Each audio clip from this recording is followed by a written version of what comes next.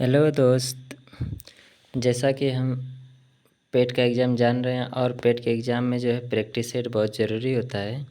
इसलिए हम नए सीरीज़ तो पुराना है, लेकिन इसी की प्रैक्टिस के आधार पर, क्योंकि सिलेबस भी चेंज नहीं हुआ है ज़्यादा, तो सिलेबस भी वही है, तो हम प्रैक्टिस सेट एक पुराना प्रैक्टिस सेट है जिसको सोल्व करेंगे और पेट से संबंधित जितने भी क्वेश्चन होंगे उसको देखेंगे, जीके के मोस्ट क्वेश्चन और बहुत इम्पॉर्टेंट क्वेश्चन है जो प्रश्न में आने लायक हैं। और इसमें आप अपना जीके में देखिए कितना स्कोर आप कर पाते हैं। ठीक है, हम आज कोशिश करते हैं। चलिए देखते हैं। क्वेश्चन नंबर फर्स्ट है, सूची 1 का सूची 2 से सुमेलित कीजिए तथा सूचियों के नीचे दिए गए कोड से सही उत्तर का चयन कीजिए। इस हिसाब से आपको ऑप्शन चूज करना है। इसमें से बताइए कौन सा ऑप्शन होगा। तो यहाँ पर है 1557 ऑप्शन ए, और इसका एक जो है घटना काल दिया है, पहले में काल है दूसरे में घटना काल है, तो इसका आंसर हो जाएगा खानवा का युद्ध कब हुआ था? 1527 में। और 1556 में अकबर का राज्यारोहण हुआ था। तो इस हिसाब से आप कह सकते हैं कि इसका ऑप्शन नंबर कौन सा हो जाएगा? डी हो जाएगा। ठीक है, अब क्वेश्चन नंबर अगला देखते हैं। अगला क्वेश्चन है हमारा 2, निम्नलिखित फारसी के कवियों में से किसे भारत का सादी कहा जाता है? ऑप्शन ए अमीर Hasan, option B Amir Khusro, option C Shaikh Abul Faizi, option D Husain Sanai. तो इसमें आपका आंसर है परफेक्ट ऑप्शन ए अमीर हसन। क्वेश्चन नंबर 3 देखते हैं, निम्नलिखित में से कौन त्रिकोणात्मक संघर्ष का हिस्सा नहीं था? त्रिकोणात्मक का मतलब त्रिकोणीय युद्ध हुआ था उस समय, इसमें कौन सा हिस्सा नहीं था? क्वेश्चन नंबर 3 का। तो क्वेश्चन नंबर 3 का हो जाएगा कौन हिस्सा नहीं था? चोल शासक। ठीक है, चोल शासक जो थे वह इसके हिस्सा में नहीं थे। अब हम देखते हैं क्वेश्चन नंबर 4। क्वेश्चन नंबर 4 में है, क्वेश्चन नंबर 4 आपका है, सिमुक निम्न वंशों में किसका संस्थापक था? सिमुक जो है किस राज्य की स्थापना किया था? तो सिमुक जो है वह स्थापना किया था सातवाहन वंश का। Option number D. Option A में है चेर, ऑप्शन बी में चोल, ऑप्शन सी में पांड्य, ऑप्शन डी में सातवाहन वंश। तो इस हिसाब से इसका आंसर हो जाएगा सातवाहन वंश। अब भाई क्वेश्चन नंबर 5, निम्नलिखित में से कौन त्रिकोणात्मक संघर्ष का हिस्सा? अच्छा, पाँचवा तो हो गया ना, क्वेश्चन नंबर 6वां है। छठा क्वेश्चन है आपका, भारत में अप्रत्यक्ष निर्वाचन की प्रथा किस वर्ष में आरंभ की गई थी? यह ऑप्शन में आपको दिया है, option number A 1861, option number B 1892, option number C 1909 और ऑप्शन नंबर डी है 1919। तो इसका आंसर हो जाएगा option number B. Option number B हो जाएगा 1892 में। अब क्वेश्चन नंबर 7 पर चलते हैं। आज़ाद हिंद फौज का प्रथम सेनापति था। यहाँ पर आज़ाद हिंद फौज का संस्थापक नहीं पूछा है, आज़ाद हिंद फौज का प्रथम जो सेनापति था वह कौन था? Option number A Mohan Singh, B Pritam Singh, C Subhash Chandra Bose, D Shahnawaz Khan. इसका हो जाएगा option number A Mohan Singh. अब क्वेश्चन नंबर 9 पर, दिसंबर 1929 के लाहौर कांग्रेस अधिवेशन ने जोर दिया। इसका यहाँ पर एक चीज़ आपको मिलता है कि लाहौर कांग्रेस अधिवेशन कब हुआ था? दिसंबर 1929 में। अब इस पर जोर किस चीज़ पर ज़्यादा दिया गया था? ऑप्शन नंबर ए है होम रूल, बी पूर्ण स्वराज, सी औपनिवेशिक स्वशासन, ऑप्शन नंबर डी है प्रशासन में भारतीयों की सही भागीदारी। तो 8वां का सही आंसर हो जाएगा कौन सा क्वेश्चन? हाँ, पर आप जवाब दीजिए, बताइए कौन सा है इसमें से करेक्ट आंसर। क्वेश्चन नंबर है 8, तो इसका हो जाएगा पूर्ण स्वराज पर। ठीक है, इसका ऑप्शन हो जाएगा पूर्ण स्वराज पर, option number B. Question number अगला देखते हैं। Question number 9। क्वेश्चन नंबर 9 में वर्ष 1928 में हिंदुस्तान सोशलिस्ट रिपब्लिक एसोसिएशन की स्थापना कहाँ की गई थी? क्वेश्चन नंबर 9 का है, ऑप्शन नंबर ए कानपुर में, बी दिल्ली में, सी इलाहाबाद में, डी लाहौर में। तो क्वेश्चन नंबर 9 का जो आंसर हो जाएगा option number B. Hindustan socialist republic association की स्थापना दिल्ली में हुई थी 1928 में। ठीक है, यह क्वेश्चन नंबर 9 हो गया। अब चलते हैं क्वेश्चन नंबर 10 में। ये भी बता दें कि जो इस हिंदुस्तान रिपब्लिक एसोसिएशन है, इसकी स्थापना 1924 में कानपुर में हुआ था, लेकिन इसका नाम बदलकर हिंदुस्तान सोशलिस्ट रिपब्लिक एसोसिएशन कर दिया गया। ठीक है, पहले सिर्फ क्या था, हिंदुस्तान रिपब्लिक एसोसिएशन, बाद में क्या हो गया, हिंदुस्तान सोशलिस्ट रिपब्लिक एसोसिएशन। इसमें सोशलिस्ट शब्द जोड़ा गया है। इसकी स्थापना कब हुई थी, 10 सितंबर 1928 में। पहले 1924 में हुई थी, वो कानपुर में थी। बाद में जब हुई है, जब सोशलिस्ट शब्द जुड़ा है, तब 1928 में यह दिल्ली के फिरोज शाह कोटला मैदान में हुआ था। संस्थापक चंद्रशेखर आज़ाद थे। ठीक है ना, इसकी स्थापना चंद्रशेखर आज़ाद ने की है। ये क्वेश्चन नंबर अब आते हैं 10 पर। क्वेश्चन नंबर 10 है, भारतीय राष्ट्रीय कांग्रेस का एकमात्र अधिवेशन जिसे महात्मा गांधी द्वारा संबोधित किया गया था संपन्न हुआ था। ऑप्शन नंबर ए अमरावती में, बी बेलगांव में, सी कराची में, डी नागपुर में। अब तेजी से थोड़ा चलते हैं, कैसे हमको ज़्यादा क्वेश्चन ज़्यादा बस खाली देखना है कि हमको कितना क्वेश्चन आ रहा है। ठीक है ना, तो ऑप्शन नंबर इसका हो जाएगा बेलगांव में। बेलगांव में अधिवेशन हुआ था, एकमात्र अधिवेशन जिसे महात्मा गांधी ने उसका अध्यक्षता की थी।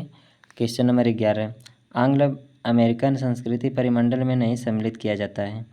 Option number A Canada, B option नहीं बल्कि ये अभी कूट शब्द है। ठीक है ना, तो कूट है कनाडा, संयुक्त राज्य America, Mexico, Cuba.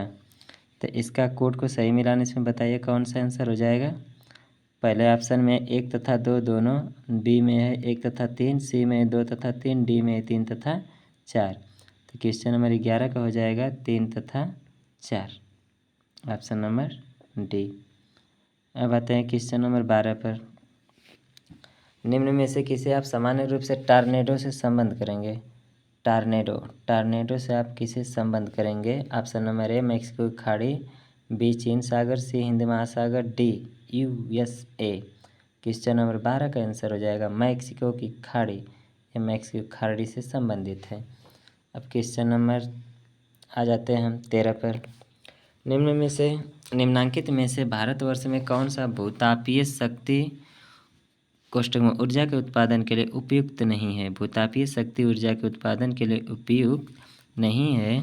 Option A Tamil Nadu का पूर्वी तट, बी लद्दाख की पूगा घाटी, सी मणिकरण क्षेत्र हिमाचल प्रदेश, डी महाराष्ट्र का पश्चिमी घाट। क्वेश्चन नंबर 13 का ऑप्शन हो जाएगा ए तमिलनाडु का पूर्वी तट। क्वेश्चन नंबर 14, भारत का लगभग 2/3 कोयला पाया जाता है।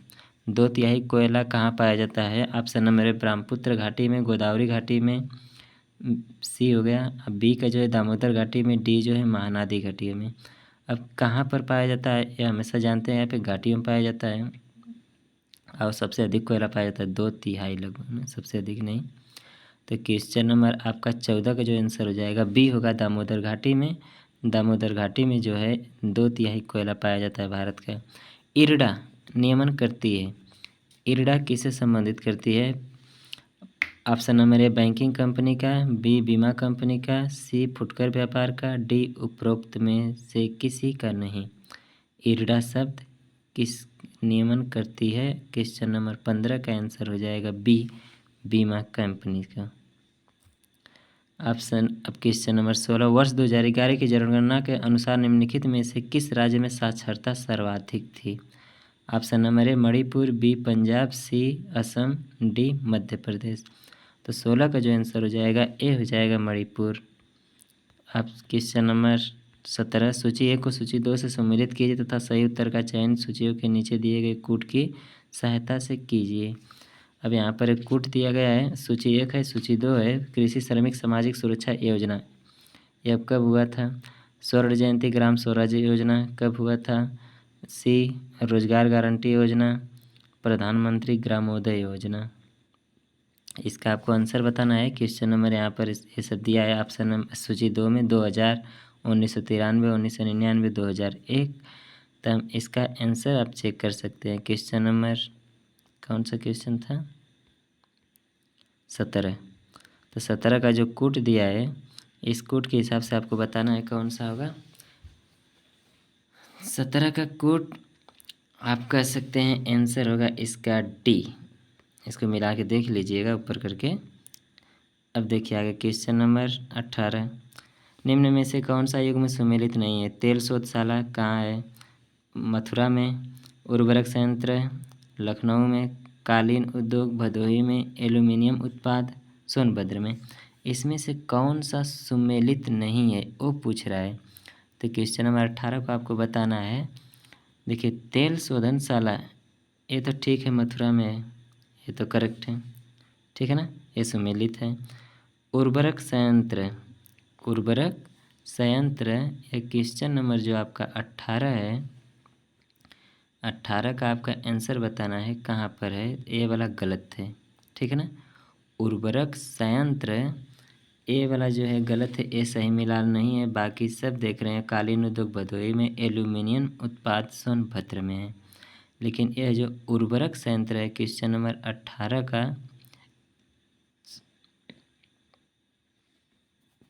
क्वेश्चन नंबर 18 ये प्रश्न गलत है, ठीक है। अब आते हैं क्वेश्चन नंबर 19 पर। गरीबी उन्मूलन का नारा किस पंचायती योजना में दिया गया था? ये भी आपके सिलेबस में चैप्टर है, ठीक है। तो इसका ऑप्शन हो जाएगा कौन सा?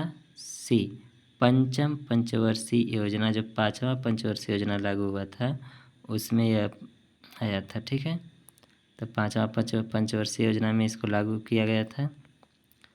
आगे देखते हैं क्वेश्चन नंबर 20। निम्नलिखित में से कौन सा बैंक कृषि एवं ग्रामीण विकास को प्रोत्साहित करता है? HDFC option number A, B EXIM bank, C NABARD, D Bandhan bank. आप इसको तो बहुत बार सुने होंगे। ये क्वेश्चन नंबर 20 है, तो क्वेश्चन नंबर 20 का आंसर हो जाएगा सी नाबार्ड, ठीक। अब क्वेश्चन नंबर 21। निम्नलिखित में से संविधान का कौन सा भाग नगर पालिकाओं से संबंधित है?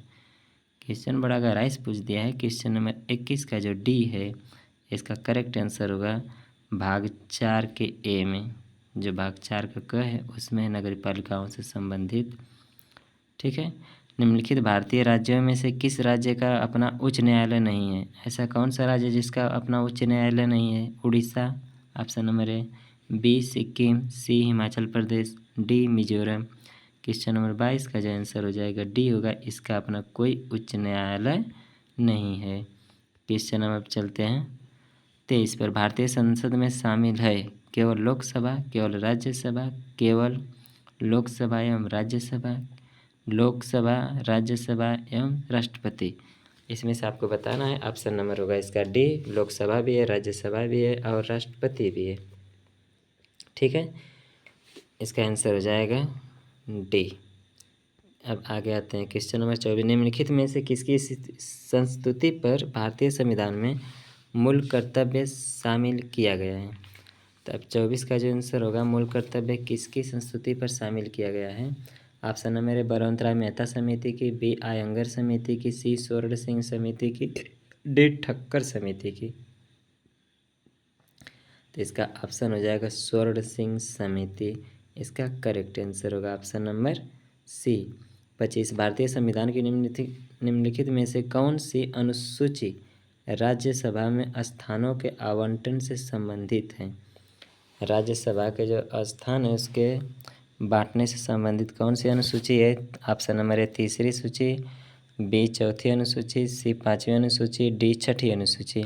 Question number 25। तो 25 का आंसर हो जाएगा बी चौथी अनुसूची। अब आगे आते हैं 26। रक्त कैंसर को नियंत्रित करने के लिए उपयोग किया जाने वाला रेडियोधर्मी समस्थानिक है?